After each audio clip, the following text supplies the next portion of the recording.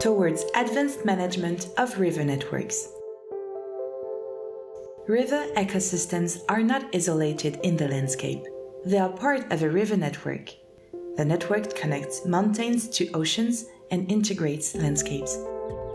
Streams and rivers are hotspots of biodiversity, which is the basis for functional and healthy ecosystems that also support human well-being. This biodiversity is dynamic in space and time, and species can occupy different habitats at different times. Different species have different habitat preferences. The range of habitat conditions that a species can tolerate defines its ecological niche. For example, some fish need high oxygen concentrations and flow, whereas others prefer stagnant waters and tolerate low oxygen concentrations. In general, the more different habitats, the higher the number of species in a landscape. But the ability of a species to move from site to site through dispersal is also crucial, and this acts at a regional spatial scale. Dispersal can be strictly aquatic, as in the case of fish, or be also aerial in the case of aquatic insects with aerial stages. Dispersal maintains exchange of genes among local populations and assures recolonization after a disturbance.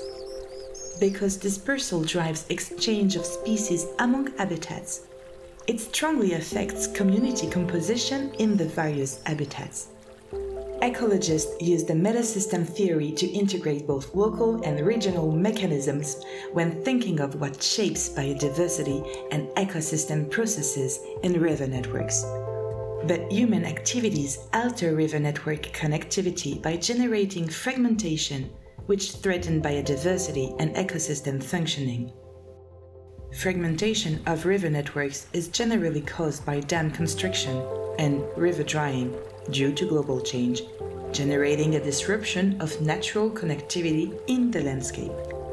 This fragmentation alters the dispersal of organisms, jeopardizing biodiversity and ecological integrity of river networks. For example, fish migration can be prevented by dams if these lack passage structures. But are we using this knowledge to manage rivers, the biodiversity, functioning, and the ecosystem services they provide to humans? At present, most river management practices and their underlying policies are based on local-scale processes and overlook dispersal, leading to poor decisions. For example, river restoration programs may be ineffective if the regional context is not well integrated. This could be the case of a river reach previously affected by farming, and where intense restoration efforts have improved local habitat conditions.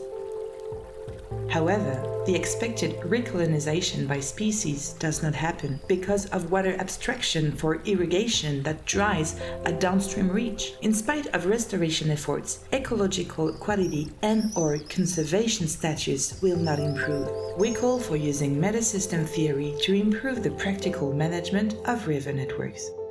Biomonitoring, restoration, and conservation practices have to consider the spatial context and connectivity to be successful. This will generate links across different European directives. It may contribute to a better design of protected areas to benefit the capability of sources of organisms to recolonize restored sites, thus contributing to the improvement of ecological and conservation statuses. A metasystem approach will guide the management of river networks and secure the biodiversity, the ecological processes and services they provide to society. Tomorrow's river managers still act locally, but have to think regionally.